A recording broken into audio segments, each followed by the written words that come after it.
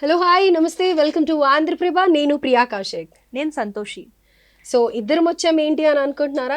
Yes, latest trending topic మీద మాట్లాడదాము అనేసి వచ్చాము. సో సంతోషికి ఏం డౌట్ ఉందో ఏం అడుగుతుందో చూద్దాం. చెప్పు సంతోషి. సో రీసెంట్గా యూట్యూబ్లో ఒక సాంగ్ అనేది రిలీజ్ అయింది. సో అది పెద్ద కాంట్రవర్సీ అవుతుంది. So Canadian wrapper Tommy జెన్సిస్ true blue song గురించి నువ్వు విన్నావు కదా? ఎస్, అఫ్ కోర్స్ విన్నాను. హల్చల్ అంతా చూస్తూనే ఉన్నాను యూట్యూబ్లో. డెఫినెట్గా యా. సో దాని గురించి మాట్లాడదామంటావా? ఓకే, దాని గురించి మాట్లాడదాం. ఫస్ట్ ఆవిడ వేసుకున్న కాస్ట్యూమ్ గురించి డిస్కస్ చేద్దాం. రైట్. సో ఇంకా అందులో డిస్కస్ చేయడానికి ఏముంది, ఓవరాల్గా టామీ జెన్సిస్ తను ఒక మలయాళీ, వాళ్ళ ఫాదర్ తమిళియన్, వాళ్ళ మదర్ అనమాట. తను ఒక ర్యాపర్. అయితే చిన్నప్పటి నుంచి కూడా తనని బులింగ్ చేసేవాళ్ళు అనమాట. ఏంటి, తను బ్రౌనిష్గా ఉండడం అండ్ మ్యాన్లీగా ఉండడం. ఆడపిల్లలు అంటే కొంచెం నాజుగ్గా అలా ఉండాలని ఎక్స్పెక్ట్ చేస్తారు కదా. సో తను వాన్కోవర్లో పుట్టి పెరిగింది అనమాట. ఓకే. సో అలా కొంచెం బులింగ్ ఎదుర్కొంది. అది ట్రామాగా మారిపోయి తను చేసే ప్రతి ఒక్క యాక్టివిటీలో అది ప్రజెంట్ చేయడానికి ట్రై చేసేది తను.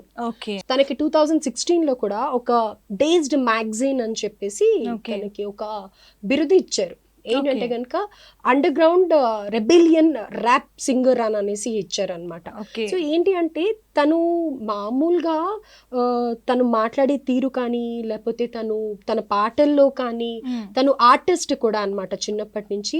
ఆర్ట్లో కూడా ప్రతి ఒక్కటి తన ట్రామా ఏదైతే ఉందో, చిన్నప్పుడు బుల్లింగ్ చేసింది, బ్రౌనిష్ గా ఉండేదని చెప్పి, మ్యాన్లీ లుక్స్ ఉన్నాయని చెప్పి ఇలా బుల్లింగ్ చేసేవాడు. అవన్నీ కూడా ప్రజెంట్ చేస్తూ వచ్చేది. అయితే రీసెంట్ గా తన గురించి ఎందుకు ఇంత కాంట్రవర్సీ అంటే, అదే తను ఎక్స్ప్రెస్ చేస్తే పెద్ద ప్రాబ్లం ఉండేది కాదు. ఇప్పుడు నువ్వు ఏదైతే కాస్ట్యూమ్ గురించి మాట్లాడదాం అక్క అని అంటున్నావో, ఆ కాస్ట్యూమ్ వచ్చేసి మొత్తం కూడా తను టెంపుల్ జ్యువెలరీ వేసుకుంది. టెంపుల్ జ్యువెలరీ అంటే ప్రతి ఒక్కరికి తెలిసిందే కదా.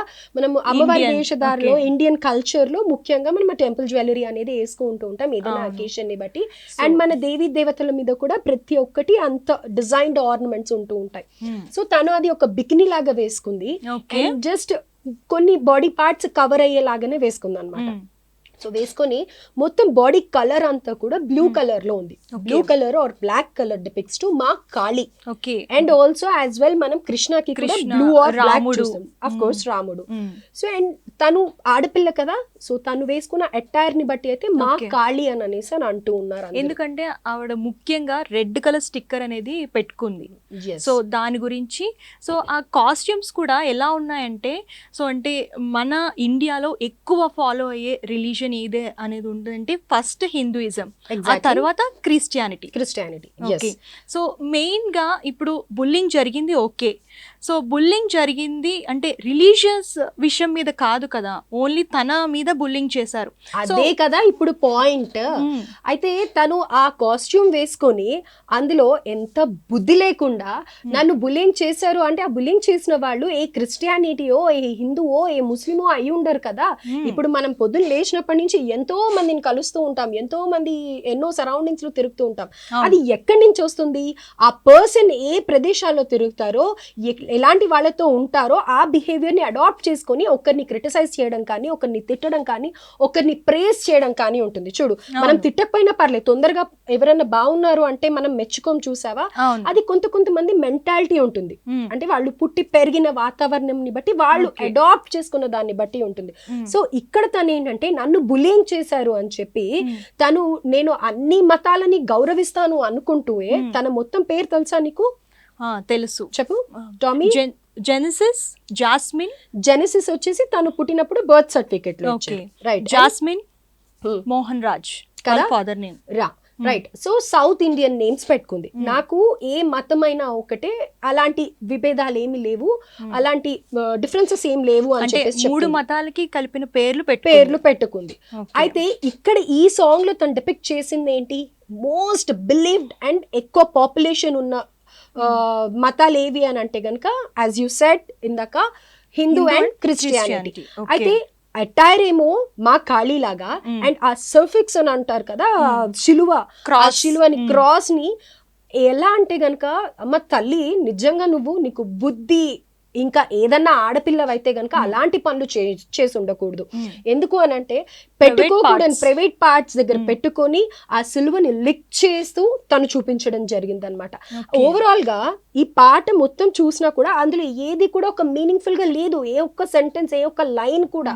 అందులో కూడా తను చెప్పడం ఏంటంటే నేను నా ఫాదర్ లాగా బ్రౌనిష్ గా ఉన్నాను అని ఒక్క లైన్ ఒక్కటి మీనింగ్ఫుల్ గా, ఐ మీన్ తను చెప్పాలనుకున్నది కన్వే అయింది తప్పితే అదర్వైజ్ అందులో తన బాధ కూడా ఏం వ్యక్తపరిచింది ఏమి లేదు. It is completely ridiculous and meaningless అన్నమాట. సో ఇలాంటి వివరణ చేస్తున్నప్పుడు ఇప్పుడు ఏమంటున్నారు, ప్రతి ఒక్కళ్ళు ఎక్స్ప్రెసివ్ అయిపోయాము అని అంటున్నారు కదా, ఆ ఎక్స్ప్రెస్ చేసే దానికి కూడా ఒక విధానం అనేది ఉంటుంది. అది చేయకుండా ఇష్టానుసారంగా మనకే ఉందిలే అని చెప్పేసి చేస్తే ఇలానే ప్రతి ఒక్కళ్ళు రివర్స్ అవుతూ ఉన్నారు. అండ్ ఎవరు కూడా అది ప్రేజ్ చెయ్యరు. ఇప్పుడు నీ మతం నీకు గొప్పది, నా మతం నాకు గొప్పది అయినప్పటికీ మనం ఫ్రెండ్స్ అయినప్పుడు నీ సిలువని చేస్తున్నా, నా మతంలో ఉన్న దేవీ దేవతల్ని చేస్తున్నా ప్రతి ఒక్కళ్ళకి బాధ కలిగించే విషయమే.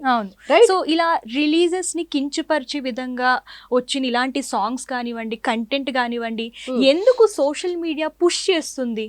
ఎందుకు పుష్ చేస్తుందంటే ఇట్ ఈస్ ఇండైరెక్ట్లీ ఇంకొక మతాన్ని ఎంకరేజ్ చేయడం, ఇందులోకి లాగడం అనమాట. ఇప్పుడు మూడో వ్యక్తికి ఏదైనా అవుతుంది అనుకో, మన ఇద్దరు ఏం చేస్తాం, చప్పట్లు కొడతాం.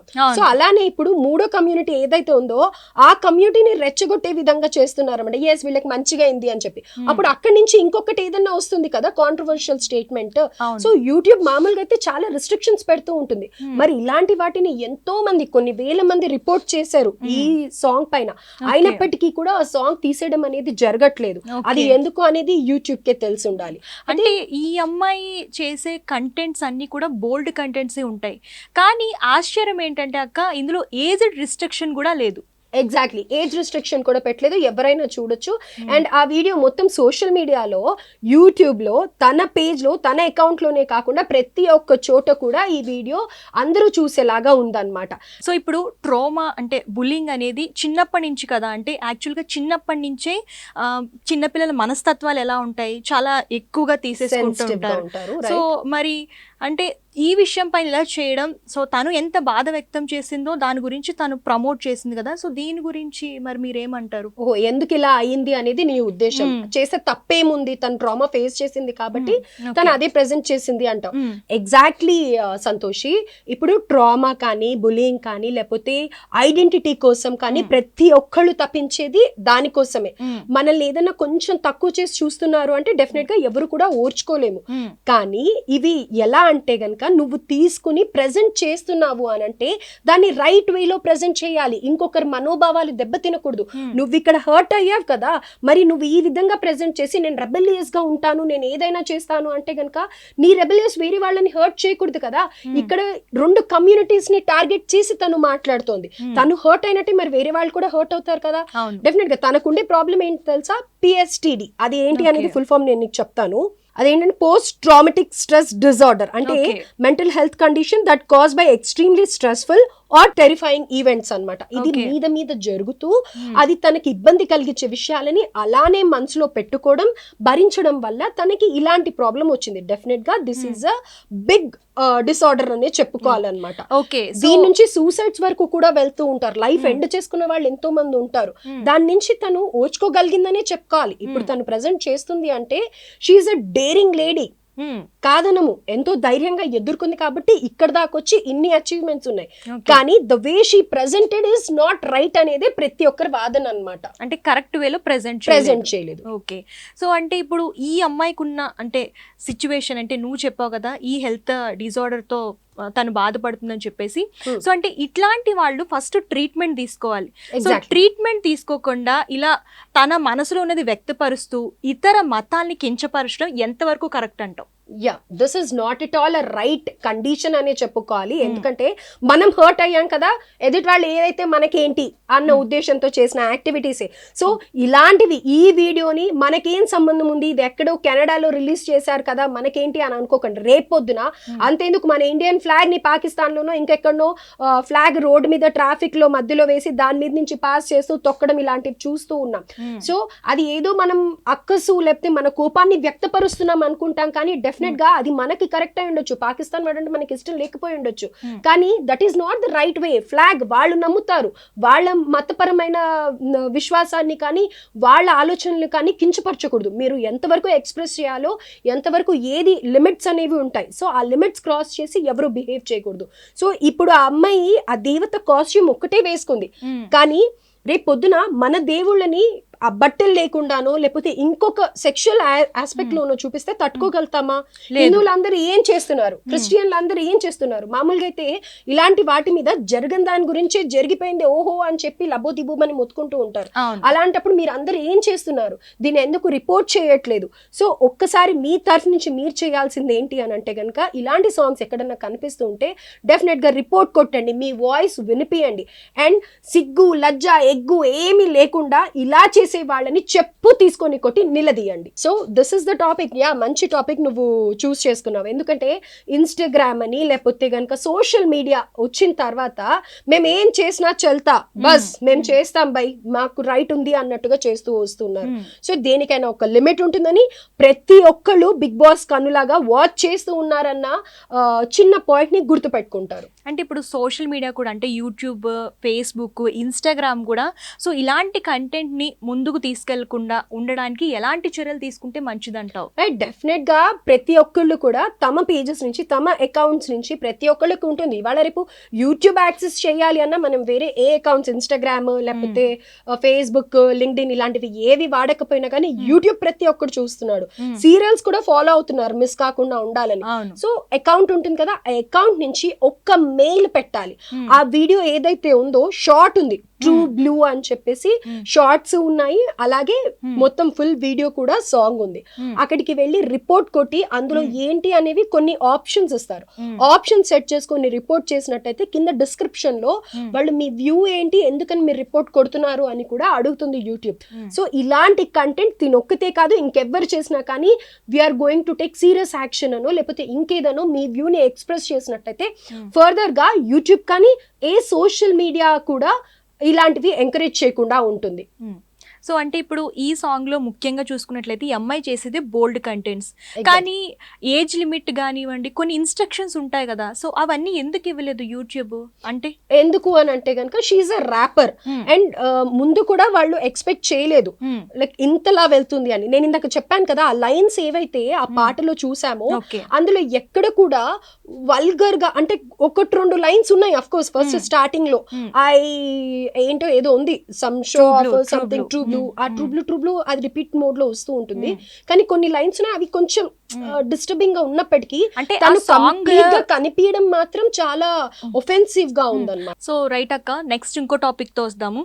ఓకే, సో చూసారు కదా, ఇలాంటి సాంగ్స్ ఏమైనా ఉంటే గనక రిపోర్టింగ్ ఆప్షన్ ఉంటుంది కాబట్టి వెంటనే రిపోర్టింగ్ అనేది చేయండి. సో ఈ సాంగ్స్ కానివ్వండి, ఇట్లాంటివి కానివ్వండి సమాజంలో ఇంకా సర్క్యులేట్ అవ్వకుండా ఉంటాయి.